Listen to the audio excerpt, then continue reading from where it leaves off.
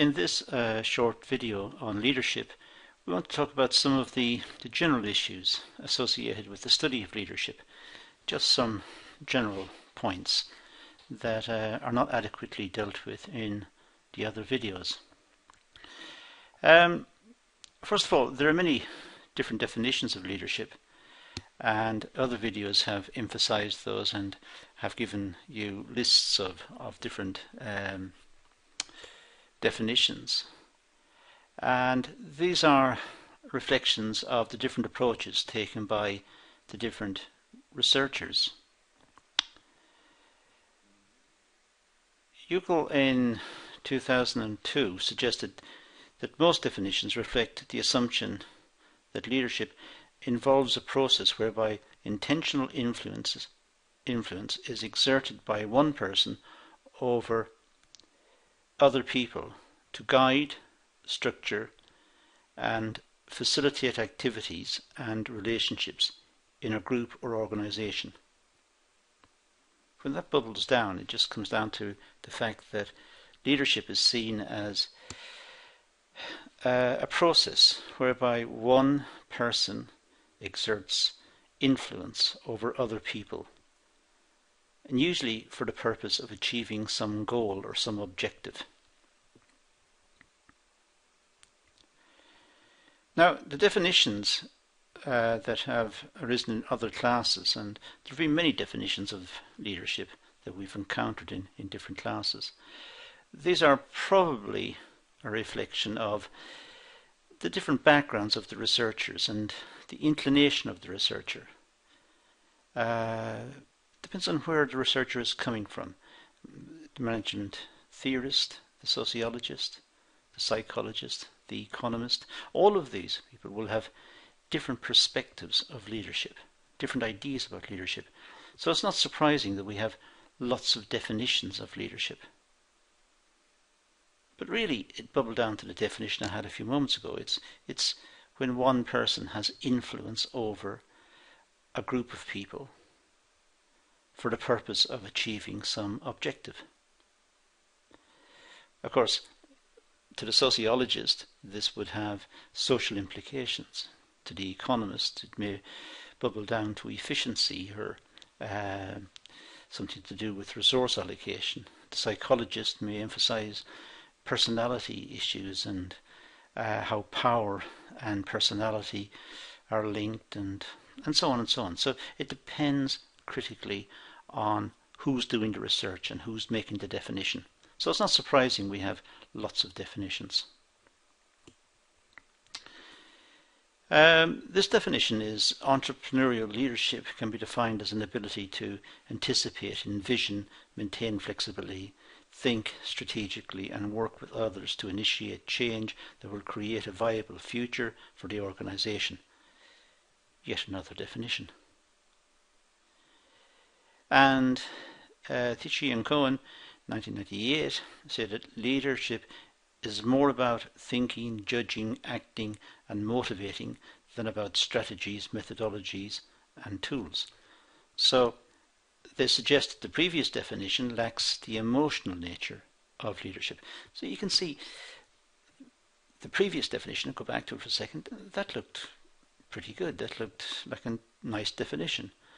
But then when you think about it, it does lack the emotional nature of leadership. And there is an emotional component. There is also an ethical component that should be taken into account.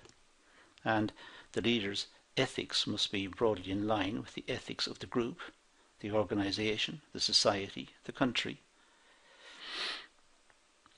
So it's not surprising we have a lot of definitions. We just saw one definition as an illustration in this class, and as soon as it's put up, there is a criticism that it's left out something.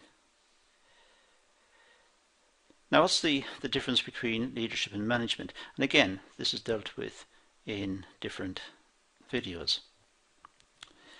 Levecki, 1998, explains that managers need to be team players and coordinators of others, whereas leaders have to balance stakeholders' interest and be visionaries and judges. Let's think about that. Managers need to be team players and coordinators of others. That's what the manager does. Whereas leaders have a wider remit. They have to look at stakeholders' interest and be visionaries. They have to know where they're going into the future and judge what's needed and what's not needed and how to do it, how to plan out the course to achieve the target or the objective that's perhaps stated in the strategy for the business. So rather than managing people towards a result, leaders manipulate the whole set of resources. So managers manage people to try and achieve a result. Leaders, they look at everything. They look at the resource, the people resource, because that is a resource. But they also look at the resources, the financial resources of the business, the capital structure of the business, the market. They look at a lot of factors. They're not just looking at people. Managers look at people, leaders look at the whole set of resources, according to this view. And it's a very cogent argument. It's one that we can subscribe to.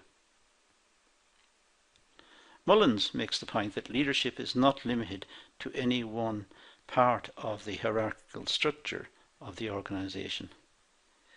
Management tends to be limited to the department.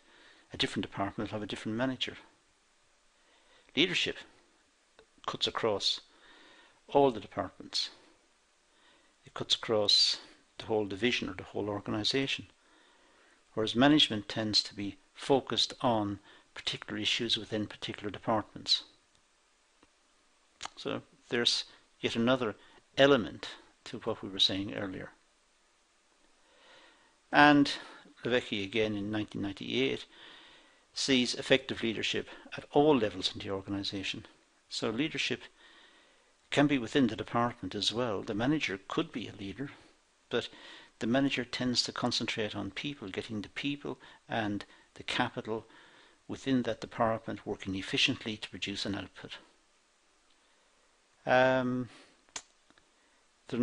They're leaders in the sense that they are able to resolve conflict and able to maintain the flow of output. If you like, leadership in the purest form would be one that sets out a vision for the future and leads the organization to that vision. Cotter suggested that leading and management are separate. He suggested that they are actually mutually exclusive, totally separate things. There's no way of sorting complex individuals into extreme stereotypes. Cotter's idea that they are mutually exclusive, well, it's a nice comment. It's an easily understandable comment. There is one set called managers, and there is a totally different set called leaders. But in truth, they overlap. In truth, some managers could be leaders and some leaders could be managers. There's no earthly reason as to why not. So the extreme stereotyping is not really that valid. There is inevitably some overlap in the types of people who manage and the types that lead. So those are some ideas about leadership, why we got different definitions, and also the distinction between management and leadership. They're dealt with more fully in other videos in the series, but nonetheless, this is an easy time just to run across some of the ideas and perhaps reinforce what appears elsewhere. So that concludes this video. So thank you for watching.